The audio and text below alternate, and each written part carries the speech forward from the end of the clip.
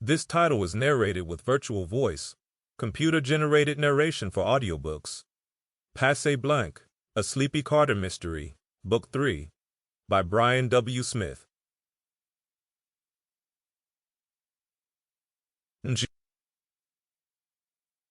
June 5, 2014. It's 9:47 a.m., and a flock of squawking northern shoveler ducks waddled past Candace Tucker like she was an inanimate object. She ignored them the same way they ignored her. Not even the musty breeze that floated off Monterey Bay, crossed Del Monte Avenue, and hovered over El Estero Skate Park, where Candace sat on a concrete bench, was pungent enough to make her flinch. Despite being freer than she'd ever been in her life, emotions that dated back 22 years, 1992 to be exact, kept Candace tethered to that bench. That was the year she and her soft-spoken mother, Doris Tucker, left their tiny shotgun-style home in the 7th Ward of New Orleans and moved to California with her new stepdad, U.S. Army, First Sergeant George Fuller. Candace never knew her biological father, but that didn't matter because George was more than able and ready to be the strong male role model she needed. Doris first met George Fuller at a gas station in the lower 9th Ward, 1 block away from the Army National Guard base where George was doing a brief training stint. George sauntered over all decked out in his military uniform. His square chin remained on an even plane, never tilting downward as he focused on his target. He appeared to be poking his chest out so the sunlight could do a more effective job of illuminating the various medals he wore. "Please, ma'am, let me pump your gas," George said to Doris in an accent that was distinctly New York. He took the nozzle out of her hand before she could protest. Blessed with flawless skin, long silky hair, and curves too pronounced to describe without sounding hyperbolic, Doris was numb to flirting men and unfazed by their advances, often avoiding eye contact and pretending to not hear them. But her response to George was different.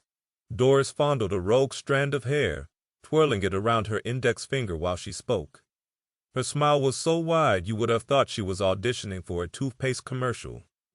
From the rear passenger side window of their sputtering 1988 Ford Taurus, Candace watched as the smooth talker made her mother blush.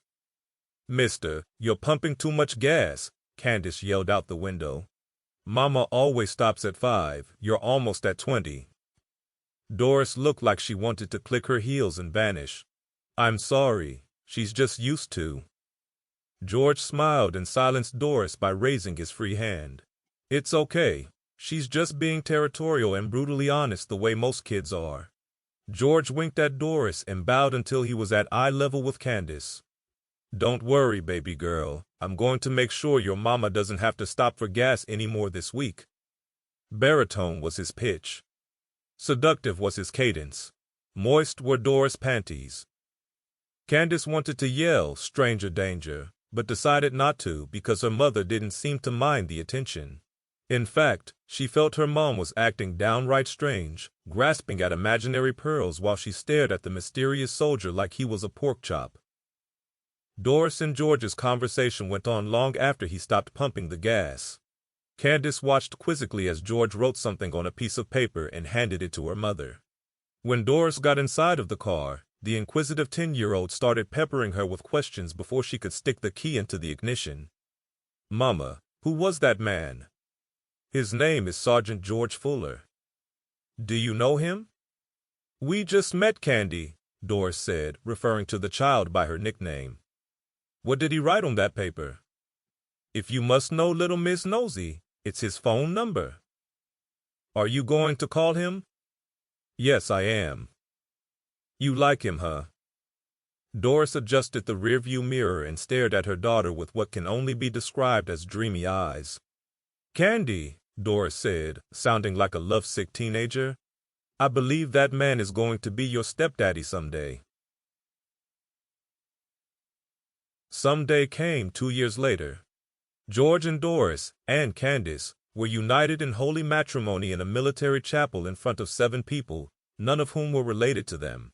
George helped his new bride and stepdaughter pack a few essentials before moving them to his new duty assignment at Fort Ord, California, which at that time was the largest military base on the West Coast.